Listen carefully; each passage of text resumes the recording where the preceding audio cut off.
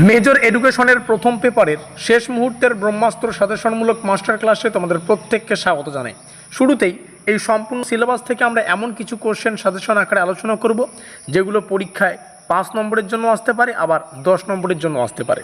এই প্রশ্নাবলীকে দেখা যখন হয়ে যাবে, তারপরে আমরা এই সিলেবাস থেকে এমন কিছু কোশ্চেন আলোচনা করব যেগুলো একান্তই 10 নম্বরের জন্য মোস্ট ইম্পর্টেন্ট, অর্থাৎ দুটো সাজেশন লিস্ট তোমরা পেয়ে যাচ্ছ।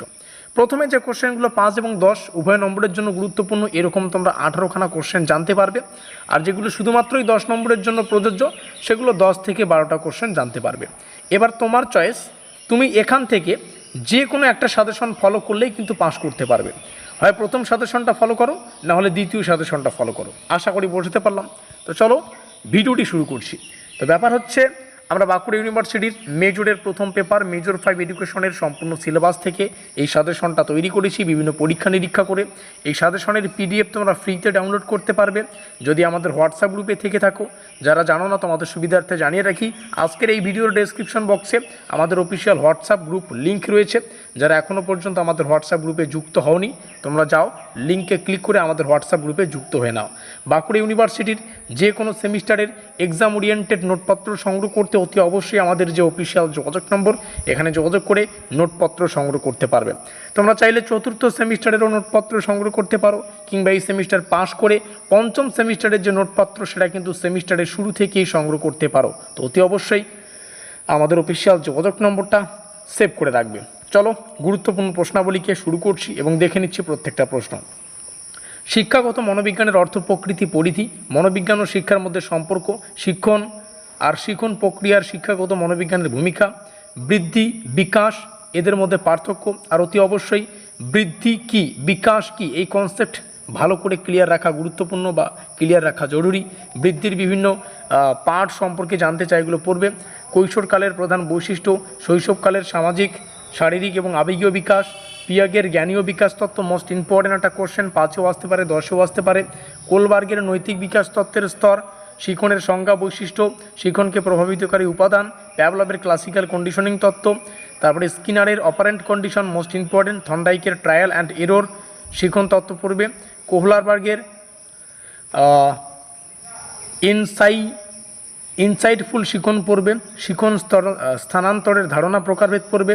স্পিয়ারম্যানের দ্বিউপাদান তত্ত্ব 100% কমনযোগ্য একটা কোশ্চেন। দেখো কোশ্চেন সংখ্যা অনেক রয়েছে, তবে আমি কিছু কোশ্চেন কিন্তু এখানে মার্ক করে দিচ্ছি, তোমরা দেখতেই পাচ্ছ।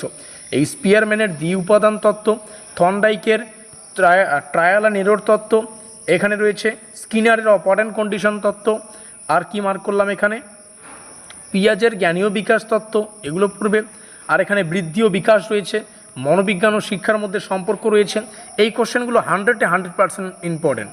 তাহলে শুধু পিডিএফ ডাউনলোড করলেই কিন্তু হবে না, ঠিক আছে, ভিডিও দেখতে হবে। কারণ ভিডিওতে আমি স্পেশালি 4 থেকে 5টা কোশ্চেন বলি যেগুলো ইম্পর্টেন্ট। 10এর কোশ্চেন শেয়ার করছি, যে কোনো একটা সাজেশন ফলো করলেও চলবে। শিক্ষাগত মনোবিজ্ঞানের যে কনসেপ্টটা রয়েছে পুরোটা পড়ো। শৈশব, বাল্যকাল, কৈশোরের শারীরিক, সামাজিক, আবেগীয় বিকাশ, জ্ঞানীয় বিকাশের প্রত্যেকটা পড়ো। পিয়াগের জ্ঞানীয় বিকাশ তত্ত্ব মোস্ট ইম্পর্টেন্ট, 100% একটা কোশ্চেন। চলো এই কোশ্চেনটা একটু মাথায় রাখো, ঠিক আছে। এটা আর এটা দুইটা কোশ্চেন বললাম। কোহলারবার্গের নৈতিক বিকাশ তত্ত্ব, এই দুইটা কোশ্চেন বললাম, এটা মাথায় রাখবি। টোটাল 5টা কোশ্চেন আমি বলবো, যেগুলো পড়লেই হয়ে যাবে। তারপরে ক্লাসিক্যাল ও অপারেন্ট কন্ডিশনিং তত্ত্বের তুলনামূলক আলোচনা, থর্নডাইকের ট্রায়াল অ্যান্ড এরর তত্ত্ব, শিখন প্রভাবিতকারী, প্রত্যেকটা কোশ্চেন একই, তোমরা এখান থেকে দেখে রাখো। এই ছিল পুরো কোশ্চেন। আর যেমনটা বললাম যে 5টার মতো কোশ্চেন বলবো, এখানে এই কোশ্চেনটা আর এই কোশ্চেনটা টোটাল দুটো হলো, ঠিক আছে।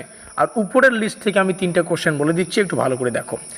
স্পিয়ারম্যানের দ্বিউপাদান তত্ত্ব কটা হলো, 3টা। আর উপরে আসবো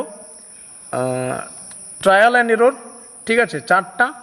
ট্রায়াল অ্যান্ড এরর আর স্কিনারের অপারেন্ট কন্ডিশন একসাথে পড়ো, 4টা হলো, মানে দুটো একসাথে বা একটা লিস্টেই বললাম। আর এখানে রয়েছে বৃদ্ধি এবং বিকাশ, টোটাল 5টা কোশ্চেন বললাম। তাহলে কি মাত্র 5টা প্রশ্ন পড়েই তোমরা কিন্তু একদম 5 নম্বরের মতো একটা যোগ্য স্কোর করে এই সেমিস্টারটা শেষ করতে পারছো। একটাই ক্লাস, এখানে লাস্ট মিনিট সাজেশন ছিল, এরপরে কোনো সাজেশনমূলক ক্লাস আসবে না। এগুলো পড়লেই যথেষ্ট, কোনো চিন্তা ভাবনা করতে হবে না, ভালো করে পড়ো, দেখবে সুন্দর একটা স্কোর তৈরি করবে। আর অবশ্যই বলবো আমাদের যোগাযোগ নম্বরটা সেভ করে রাখতে, যাতে পরবর্তী সেমিস্টারের নোটপত্র তোমরা সংগ্রহ করতে পারো। দেখা হচ্ছে পরবর্তী ক্লাসে।